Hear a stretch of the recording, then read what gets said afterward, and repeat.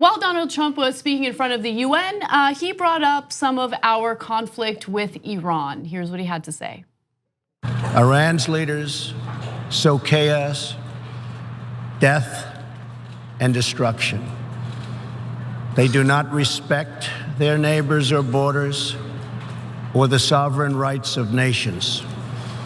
Instead, Iran's leaders plunder the nation's resources to enrich themselves and to spread mayhem across the Middle East and far beyond. In the years since the deal was reached, Iran's military budget grew nearly 40%.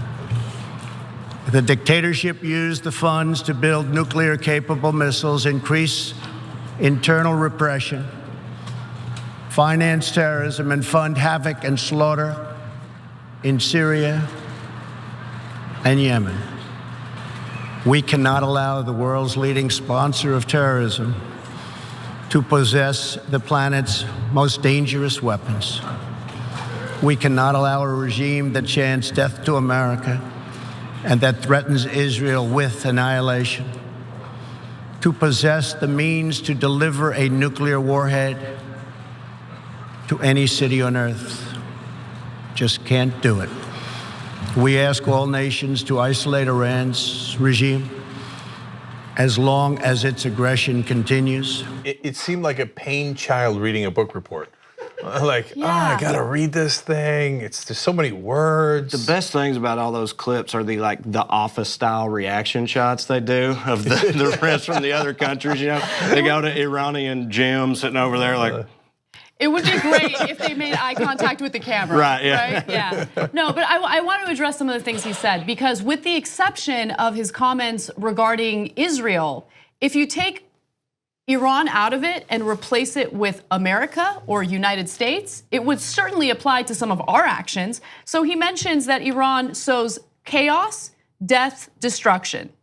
What has the United States done in the Middle East? Right now, what is the United States helping Saudi Arabia do in Yemen?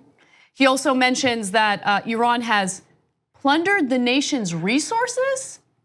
You just made public lands private for the purpose of drilling for oil.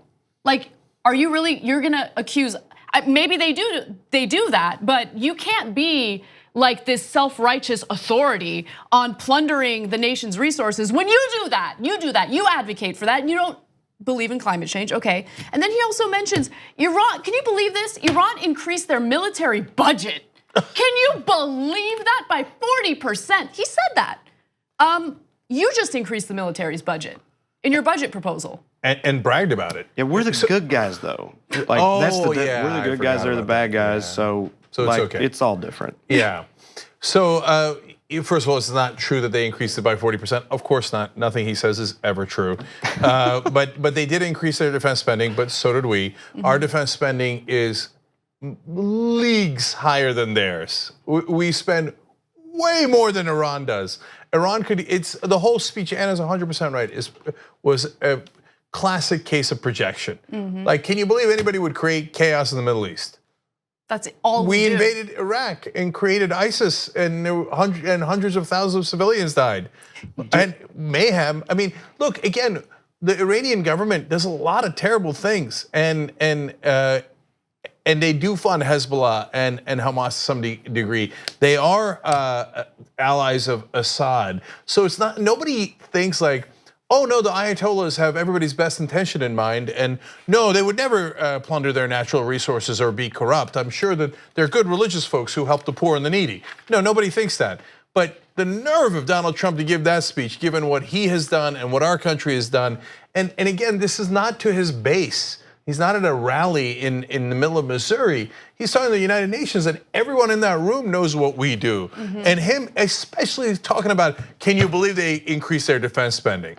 The whole world had to be Jim in office at that point going. Right, do you think that like some of his fascination with Iran has to do with Obama making that deal with them? Like because of with the Obama, like anything that Obama's related to at all, he just can't he locks in on that and does the exact opposite of it. Because with like North Korea, it's like, well, we need to have a dialogue. Why wouldn't we be friendly with them? Why wouldn't we want that type of? But Iran wants to negotiate and just nothing at all. Like, what's the difference? I think that he does want to go after anything Obama accomplished during his presidency, but more importantly, when it comes to Iran, I think that his cozy relationship with Netanyahu it probably influences him more.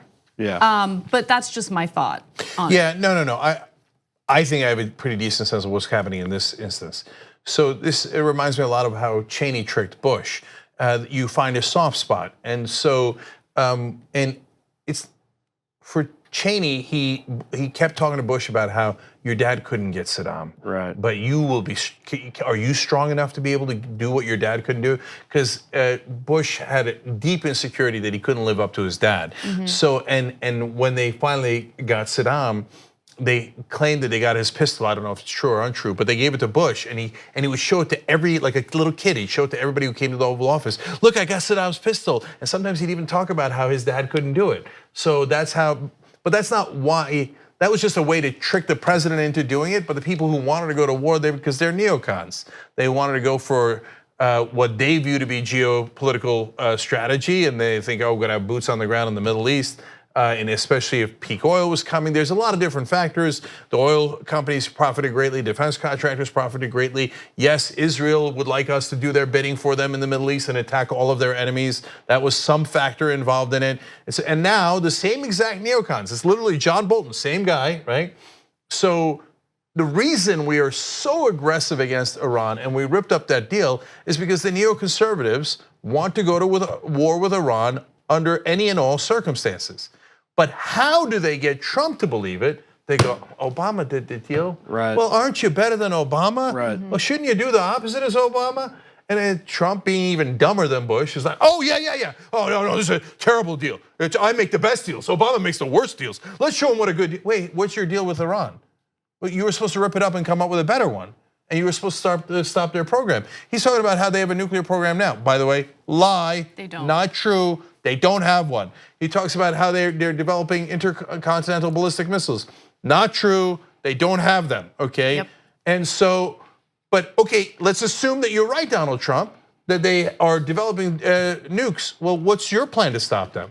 Where's your deal to stop them? Because Obama did have a deal to stop them. The whole world agreed. Your buddies in Russia agreed. Europe agreed. China agreed. We stopped their nuclear program. It was a great deal. You ripped it up like an idiot because the guy with a funny looking mustache came in who wants to start a war with Iran and convinced you that you'd be better than Obama if you went after Iran. So experts and journalists who have been covering US-Iran relations specifically mention over and over again that this isn't about invading Iran, but it is about regime change. And the strategy coming from Trump's administration is not military intervention, but more about convincing the people of Iran to rise up and call for or demand regime change. Nonsense. You don't think that's true? No, then They're listening to Trump? Like No, Trump's no, gonna? no. Oh, okay.